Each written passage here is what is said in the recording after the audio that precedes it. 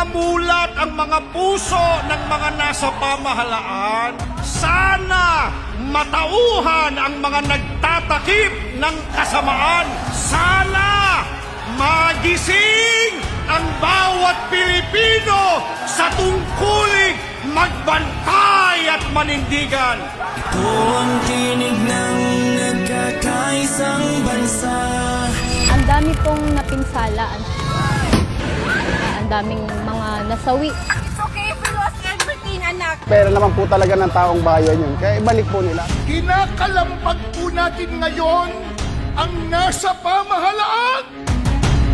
Hindi talaga maayos yung flood control project. Kanya-kanya po silang katiwali ang ginagawa. Malala po.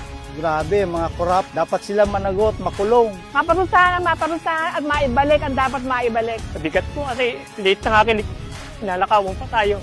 Ang bansa'y nahaharap sa malaking problema. Di lang sobrang kahirapan kundi yung sistema. Kanya-kanyang girian, kanya-kanyang sisihan. Na ang pinakaugat ay ang katiwalian. Ating pagtitipong ito ay isang mapayapang panawagan na marinig, madama ng mga nasa kapangyarihan ang tinig ng sambayanan. Kayo ang nilagay ng taong bayan para kayo po magsilbi nilang kamay. Subalit at bakit nagtatanong kapansin-pansin ay sa halip na ginhaway hirap sakit ang binibigay. Mahirap na ang mga Pilipino, lalo pang pinapahirap ng ating namumuno.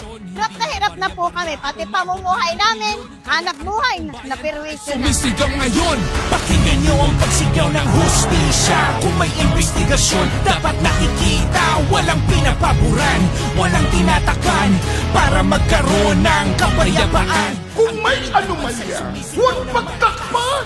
Kung may pagkakamali, huwag itago. Patupad ang batas upang makabangon ng Pilipinas. Dapat iparinig natin, sabihin natin, makonsyensya kayo! Baka ang policy motto ng kasalukuyang pamahalaan ay may kinikilingan, may pinoprotektahan, serbisyong para sa kaalyado lamang. Ang panawagan po natin ay huwag po itago at ilihis ang investigasyon. Ilang buhay pa ba ang dapat masawi? Ilang milyong pera pa ba ang kailangan nyo para tumigil kayo? Ibigay na nila ang nararapat para sa mga taong titin, lalo na po ang taong mahihirap. Ang nais natin ay ang pagbagsak ng katiwalian.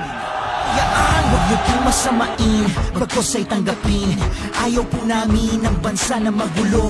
Ang nais po namin ang trabaho niyo'y gawin para sa mamamayang Pilipino. Huwag tayong matakot sa katotohanan sapagkat ito po ang magpapalaya sa atin mula sa talikala ng kasinungalingan at korupsyon. Ito ang tinig ng nagkakaisang bansa. Tukuyin ang mga mastermind ng katiwalian.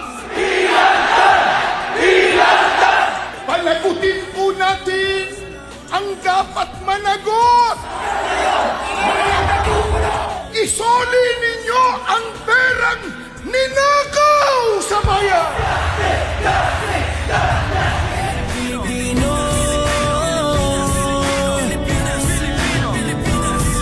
Ang hangad po natin para sa ating pinakamamahal nating bansang Pilipinas, isang gobyernong hindi takot managot at magpanagot at mga mamamayan na sa paninindigan hindi matatakot. Sama-sama magkaisa. Sigaw natin katarungan. Ito ang panawagan natin sa mga namumuno sa atin.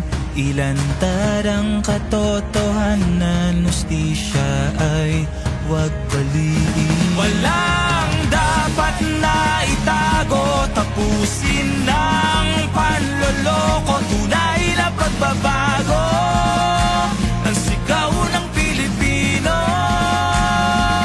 Kapag walang pananagutan, wala pong progreso. At kapag walang progreso, ang magdurusa, hindi po ang pamahalaan, kundi ang mga kaawa-awang ordinaryong mamamayan katulad po natin. Mabuhay ang Pilipinas!